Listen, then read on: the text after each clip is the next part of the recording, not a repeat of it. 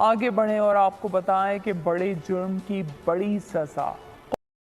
قومی خفیہ دستاویز دانستہ طور پر عام کرنے کا جرم ثابت ہو گیا۔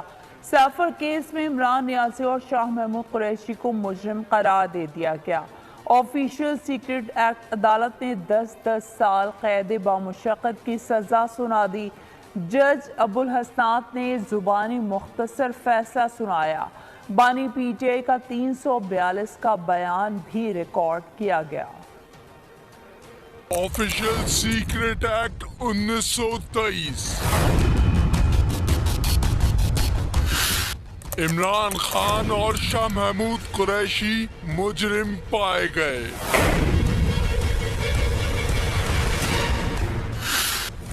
دونوں کو 10 سال قید کی سزا سنائی جاتی ہے۔ دفاعی وکلا کی ناکامی استغاثہ کی بڑی کامیابی۔ عمران نیازی اور شاہ محمود قریشی عدالت میں مجرم ثابت ہو گئے۔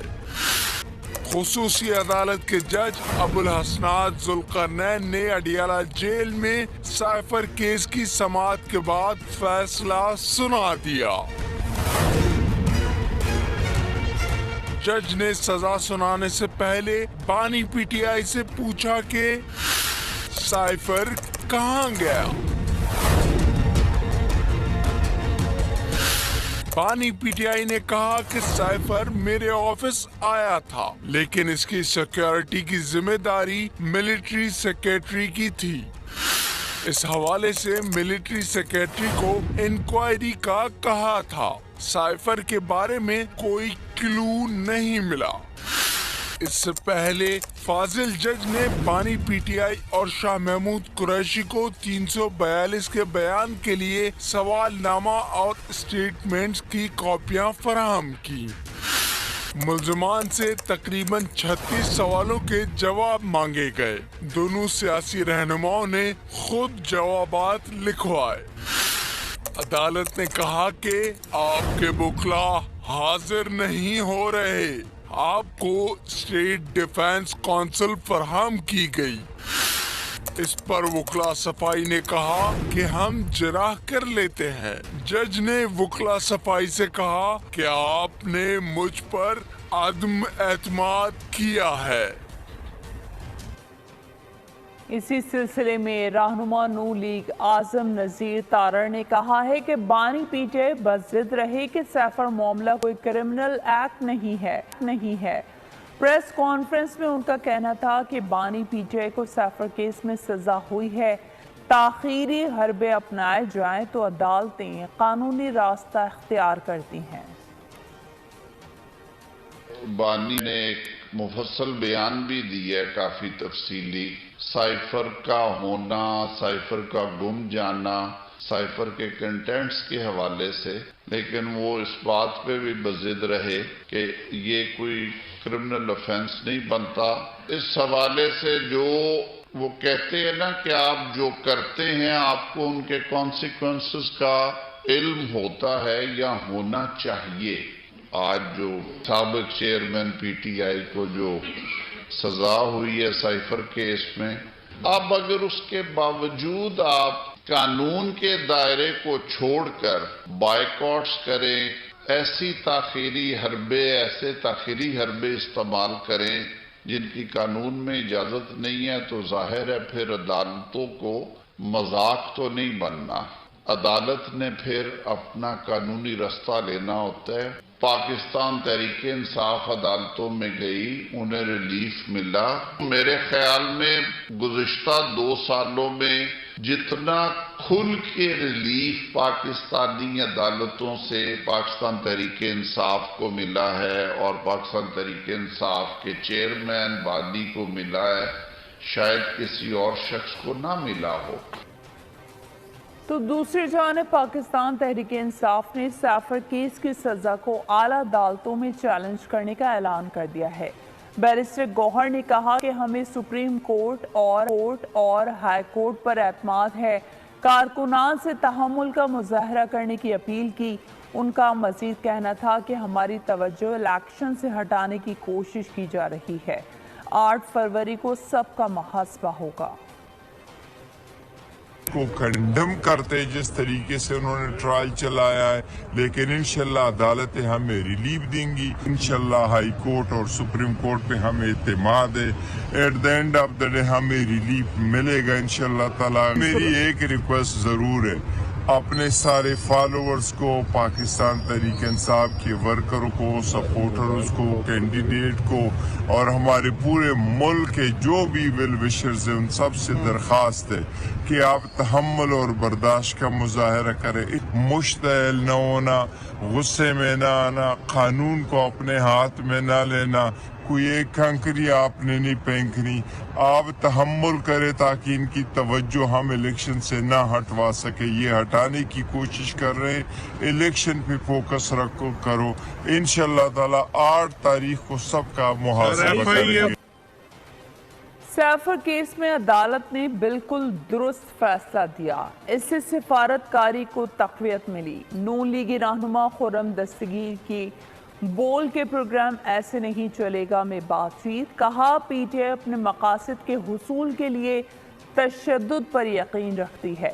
محمود مولوی نے کہا کہ عدالتی کیسز سوشل میڈیا پر نہیں جیتے جا سکتے، پی ٹی آئی وکلا کیس ٹھیک طریقے سے نہیں لڑ سکے، امریکہ جیسے ملک سے تعلقات خراب کرنے میں ہمارا ہی نقصان ہے۔ آج کے فیصلے سے پاکستان کی قومی سلامتی کو تقویت ملی ہے، ایک بہت مثبت پیش رفت ہے۔ اس سے ہماری سفارتکاری کو بھی تقویت ملی ہے۔ یہ ایک ایسی جماعت تھی جس نے 2014 میں بھی اور پھر 2022 میں اور 23 میں اپنے عمل سے ثابت کیا ہے کہ یہ تشدد پر یقین رکھتے ہیں اور اپنے سیاسی مقاصد کے لیے تشدد کو استعمال کرتے ہیں۔ اگر یہ سمجھیں گے کہ قانونی فیصلے واٹس ایپ اور فیس بک اور ٹویٹر کے اوپر وہ کنٹرول کریں گے تو یہ میرے خیال سے اس ملک کے لیے اچھا نہیں ہے۔ میں کہوں گا کہ they could not defend their case۔ امریکہ سے تعلقات خراب کر کے ہمیں نقصان ہے اس ملک کو یا فائدہ ہے، اور دیکھا جائے کہ ہمیں نقصان ہے، ہمیں یہ دیکھنا ہے ہمارے ملک کے میں کیا سوٹ کرتا ہے۔ ماہر قانون نے سیفر کیس کا فیصلہ بہترین قرار دیا، مزید کیا کہا آپ کو دکھاتے ہیں۔ اس میں تو چونکہ یہ مجھ سے غداری کے مترادف بات تھی، اس کے اندر تو سخت سزا دی جا۔ میں تو سمجھتا ہوں کہ جج نے جو ہے بڑی لینینٹ سزا دی ہے 10 سال کی۔ یہ کوئی ایسا کیس نہیں ہے جس میں کوئی عینی شاہد کی ضرورت ہے، یہ کیس تو ڈاکیومنٹری ایویڈنس کی بات، اور اس کے اندر تمام چیزیں جو ہیں وہ ایڈمیٹڈ ہیں۔ اصل میں پرابلم یہ ہے کہ this is open and shut case. اس میں بڑا ایبلی پروسیکیوشن ٹیم نے اس بات کو ثابت کیا ہے کہ جو ایک کلاسیفائڈ ڈاکومنٹ تھا، ایک سیکرٹ ڈاکومنٹ تھا، اس سیکریسی کو بریچ کیا گیا ہے۔ جو سپورٹرز ہیں عمران خان صاحب کے یا شاہ محمود قریشی صاحب کے، جو پی ٹی آئی کے سپورٹرز ہیں، وہ تو اس فیصلے کو بظاہر نہیں مانیں گے اور وہ تو کہیں گے کہ جی یہ فیصلہ جو ہے سیاسی کنسیڈریشنز پہ کیا گیا ہے اور وہ مائلیج لیں گے آئندہ الیکشنز میں اور اپنے آپ کو مظلوم ظاہر کریں گے کہ ہم سے زیادتی ہو رہی ہے، جبکہ ان کے مخالفین ڈیفینیٹلی اب یہ بات کریں گے کہ اس فیصلے کے بعد ان کا جو کریڈیبلٹی ہے خان صاحب کی اور شاہ محمود صاحب، وہ ڈیفینیٹلی وہ یہ کہیں گے کہ کریڈیبلٹی متاثر ہوئی ہے۔ اب دیکھنا یہ ہے کہ عوام ایز اے ہول فیصلے کو اچھا سمجھتی ہے برا سمجھتی ہے، تو وہ تو آنے والے جو الیکشن ریزلٹ ہے اس سے پتہ چلے گا کہ عوام کس طرف جاتے ہیں۔ سیفر کیس میں ملزمان کو سزا میرٹ پر سنائی گئی۔ یہ خفیہ دستاویز کو سیاسی مقاصد کے لیے استعمال کیا گیا۔ ملزمان نے یہ کہہ کر کہ سیفر ان سے چھپایا گیا تھا، قوم اور اداروں میں تفریق پیدا کرنے کی کوشش کی۔ سیفر کیس اپنے میرٹ کے مطابق چلا اور انصاف کی فتح کے ساتھ انجام کو پہنچا۔ بانی پی ٹی آئی نے ایک خفیہ دستاویز کو سیاسی مقاصد کے لیے استعمال کیا۔ انہوں نے یہ کہہ کر کہ ہم سے سیفر چھپایا گیا، پوری قوم اور اداروں میں تفریق پیدا کی۔ قومی دستاویز کے ساتھ بڑا کھلواڑ کیا گیا۔ بات بالآخر نیشنل سیکیورٹی اور سفارتکاری کے ساتھ کھیلنے پہ ختم ہوئی۔ اس کوشش کی بنا پر پاکستان کی سفارتی حلقوں میں سبکی ہوئی۔ دنیا کے سفارتکار آج پاکستانی سفارتکاروں پر اعتماد سے گریزاں ہیں۔ پچھلے کئی ہفتوں سے پی ٹی آئی کی لیگل ٹیم بھی عدالت سے غیر حاضر رہی۔ ایسی کون سی وجہ تھی کہ یہ لوگ پیروئی سے گریزاں تھے؟